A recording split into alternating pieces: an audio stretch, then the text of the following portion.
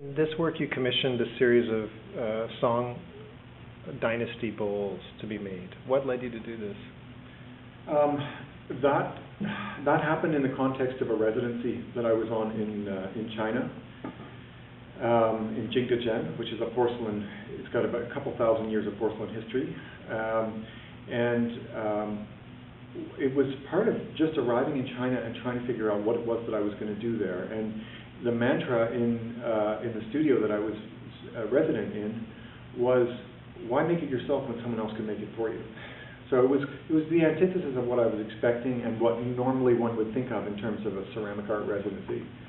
And the residency itself was all about actually trying to encourage or trying to keep skills alive in the context of this sculpture factory, what was a former sculpture factory, and exposing Chinese people to the way that Western culture makes art, and also exposing Westerners to Chinese art making. But it really, my experience of it was that you end up actually commissioning people to make things for you, and you have varying degrees of involvement in that process. And in this case, the person that was making them actually made knockoffs or forgeries of fake Song Dynasty bowls. We found them in the antique marketplace, trying to actually sell these bowls as real ones. And they'd be covered with acid to make the finish dull, and they'd put red earth on the bottom of them to make it look as though it had been dug out of a tomb.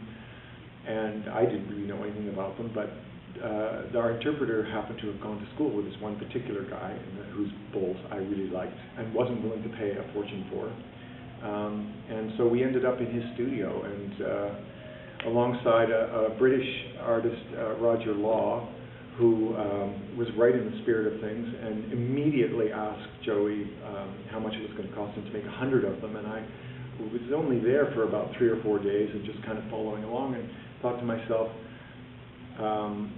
if that's the way things are here, I think I'll do the same thing, and I'll work with some of the motifs that I'm working with, which were these Chinese brooms, and have them carve them into the bottom of these, and see what develops out of it. And the piece then took on a life of its own. It started out as a form, which actually was going to be a large pyramid of bowls with chopsticks between them, and it was going to be a piece about food. And that went along just fine until someone hit one of the bowls with a chopstick, and then hit another one of the bowls with a chopstick, and this most amazing sound came out of them. And it wasn't the same sound, although they were very much a production item. And so we grabbed a whole bunch more and started playing with them, and realized that we had the whole scale there. Now, it's not a musical instrument as such, but I think someone who's got a musical ear and a really good dance step could probably create a composition. Can you talk about the disconnect between sight and sound in Machine for Singing? Yeah, that's in my experience in the Refuse Culture Project was one of going to China and realizing that it wasn't the specifics of how people dealt with their material waste or materials in general in other parts of the world that was really interesting. What was really interesting was the uniformity or the universality of the whole consumption project.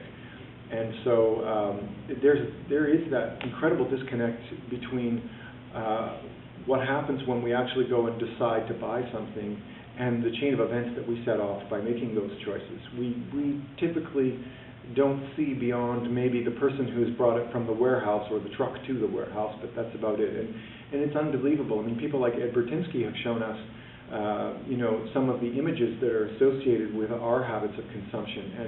And I think it's out of that idea that you have such little understanding, or I have such a little understanding of what we unleash in terms of chain reaction of events in other parts of the world we know nothing about. So having that disconnect and actually playing the machine without knowing it, I found to be actually quite delightful. And the idea of repetition seems to come up quite a bit in your work.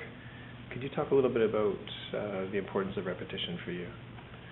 Well, in the case of this larger project, the Refuse Culture Project, and the pieces you have here, the repetition is a tool really to allow me to get to the kind of scale that I want to get to with these pieces. I mean, it really, all of the pieces are large installations really because of our lack of understanding of the larger global context that we're very much a part of.